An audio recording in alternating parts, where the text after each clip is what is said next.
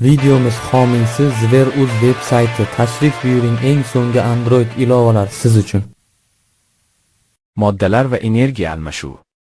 Moddalar va energiya almashinuvi haqida umumiy tushuncha odam tashqi muhitdan ovqat va suv qabul qilishi, organizmda uning o'zgarishi, hazm qilinishi, hosil bo'lgan qoldiq moddalarning tashqi muhitga chiqarilishi moddalar almashinuvi deb ataladi. Ovqat tarkibidagi organik moddalarning kimyoviy, mexanik, termik o'zgarishi natijasida ulardagi potensial energiya issiqlik, mexanik va elektr energiyasiga aylanadi. Hosil bo'lgan energiya hisobiga to'qimalar va organlar ish bajaradi. Hujayralar ko'payadi, ularning eskirgan tarkibiy qismlari yangilanadi, yosh organizm o'sadi va rivojlanadi. Ana shu energiya hisobiga odam tana haroratining doimiyligi ta'minlanadi. Shunday qilib, moddalar va energiya almashinuvi bir-biriga chambarchas bog'liq. Tirik organizmda moddalar va energiya almashinuvi uzluksiz davom etib turadi. Ya'ni moddalar va energiya almashinuvi tirik organizmning yashash belgisi hisoblanadi. Tirik organizmning fiziologik xususiyati bo'lgan bu jarayonlar materiya va energiyaning saqlanish qonuni asosida o'tadi. Bunda moddalar va energiya yo'qotilmaydi, balki bir turdan ikkinchi turga aylanadi.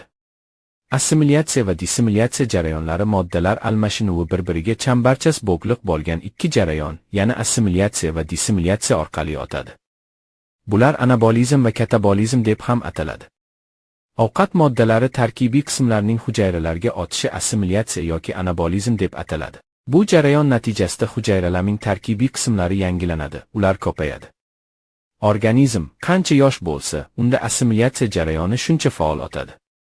Bu esa yosh organizmning o'sishi va rivojlanishini ta'minlaydi. Ovqat moddalarining ma'lum qismi yuqorida aytilganidek assimilyatsiya jarayoni natijasida hujayralarning eskirgan qismlari yangilanishi, yangi hujayralar hosil bo'lishi hamda zaxira holda to'qimalarda saqlanadigan energiya beruvchi moddalar, glikogen, ATF sintez qilinishi uchun sarflanadi. Hujayralar eskirgan tarkibiy qismlarning parchalanishi, yemirilishi, dissimilyatsiya yoki katabolim deb ataladi. Birinde energiya hosil bo'ladi va bu energiya assimilyatsiya jarayoni uchun sarflanadi. Dissimilyatsiya jarayoni natijasida hosil bo'lgan qoldiq moddalar ayirish organlari orqali tashqariga chiqariladi. Karbonat, angidrid, suv, azot qoldiqlari va boshqalar. Shunday qilib, odam organizmida assimilyatsiya va dissimilyatsiya jarayonlari bir-biriga bog'liq holda davom etadi.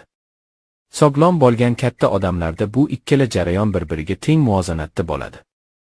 Yosh organizmda assimilyatsiya jarayoni ustunroq bo'lib, buning natijasida o'sish va rivojlanish ta'minlanadi. Keksa odamlar organizmida esa dissimilyatsiya jarayoni ustun bo'ladi. Shuning uchun ham keksalarning terisi salqin bo'lib, yuzlarida ajin paydo bo'ladi, tana muskullari bo'shashib, ularning hajmi kichrayadi va qomi osilib qoladi. Og'ir kasalliklar vaqtida dissimilyatsiya kuchayadi. Shuning uchun hatto yosh odamning ham rangi soliydi, terisi quriydi, yuzida ajin paydo bo'ladi, muskullari bo'shashadi, tana massasi kamayadi. Demak, organizmda assimilyatsiya va dissimilyatsiya jarayonlari uzluksiz davom etadi. Ilmiy tadqiqotlarda aniqlanishiga ko'ra, odam tanasidagi har xil to'qima va hujayralar tarkibiy qismlarining yangilanish muddati turlicha bo'ladi.